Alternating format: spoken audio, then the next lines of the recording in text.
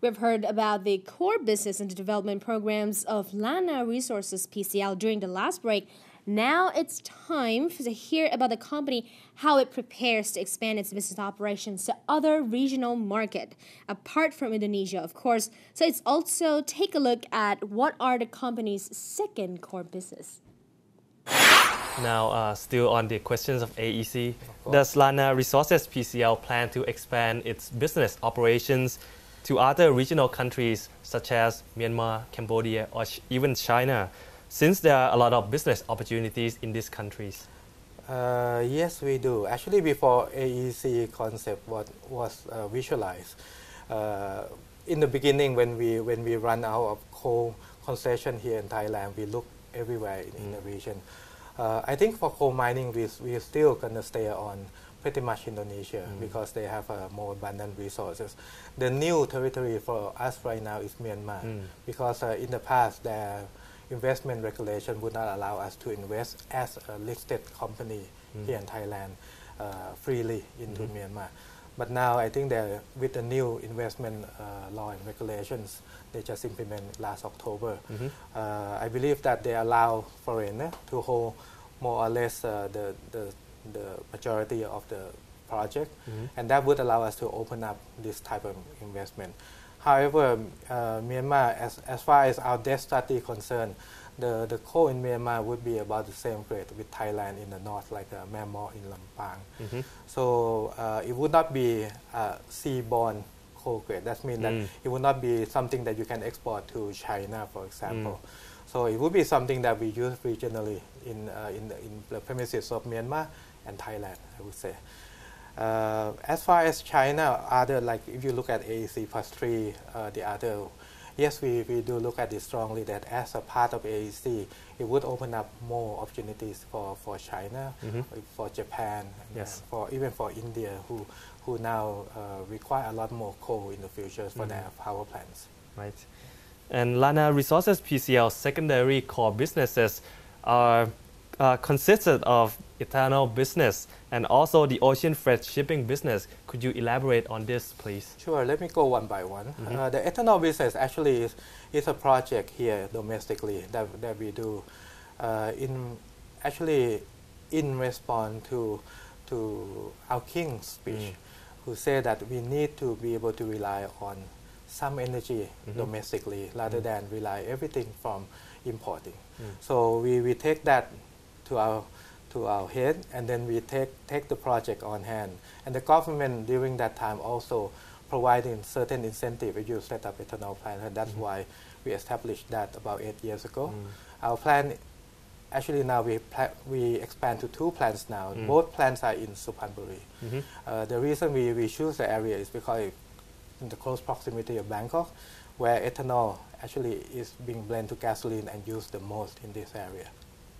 Secondly, is that it's close to the raw materials, which is what we use as molasses and cassava chips, both. We can use either one. So with that, I think for ethanol business, we are quite keen to move forward and to be able to support Thailand in this part of the energy. I believe that for gasoline, if we can get to E20, E85, it would be very good for Thailand in the future, because for all the gasoline, then we can do 20% or 85% of it rather than import everything from the Middle East or from other countries.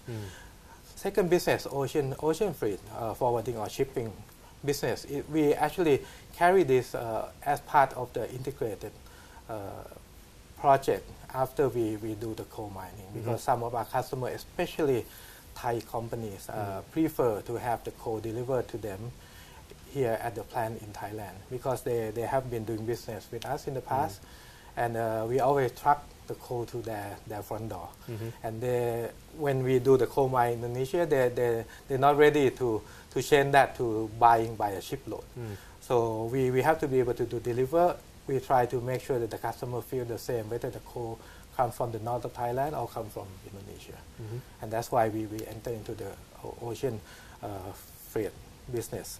That we have a partner in Singapore who are very good at this type of business. You have to understand that in the ocean type business, Thai always like the land. Singapore is a lot more comfortable with the ocean than us. So we let them do what they do best, and we make sure that our business is carried through smoothly. Many companies are currently implementing sustainable development projects to complement the idea of green energy. Let's hear how Lana Resources PCL has initiated the sustainable development project of its own. One more question regarding the ocean freight shipping business. Do you have a lot of competitors in this business? Because Singapore, there are many. There should be many competitors operating this business in Singapore. Certainly, they have a lot, and we actually look at them as someone that we actually do many business together with them as well. Because when you do coal forwarding to different countries, certain area require certain freight line. They are more capable in certain area in terms of making sure that they know the port well, they know the people well, they know the domestic transportation well. So instead of just using our own company, we also do trading, so that we actually use other people freight company and make sure that when they provide to us, and when they need something, for example, from Indonesia or from Thailand, then we provide to them. So I think that is more or less the business model that we use in terms of this. We don't run this shipping business as a core business. It's something to support our core business. ครับคุณศรีศักดิ์ครับ last questions. The idea of implementing sustainable development practices for business practices has been adopted by many companies. It has been a big trend at the moment. Does Lana Resources PCL have any initiative on developing sustainable development projects? I guess you have noticed our secondary core business is ethanol business. Ethanol is a very clean fuel. It can also be made from our agricultural products. This is what we implement once I enter into Lana Resources. I believe a coal company as something that from the outside they look at us as a very dark industry company.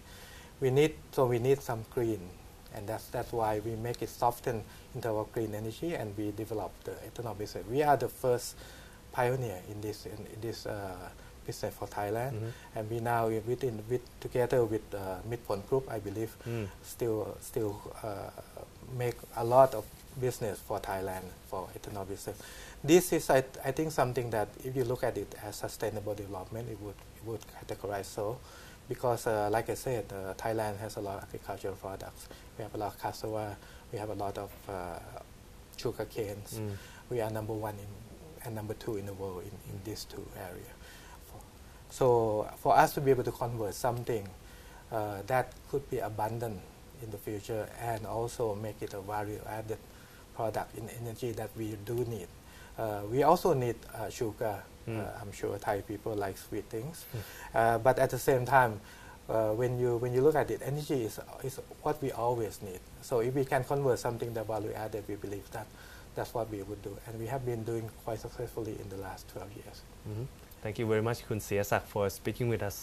Thank you very much ครับคุณปฐม Now that we've heard about the business operations of Lana Resources PCL, so it's crystal clear that the company is gearing toward a greater business expansion for the upcoming AEC.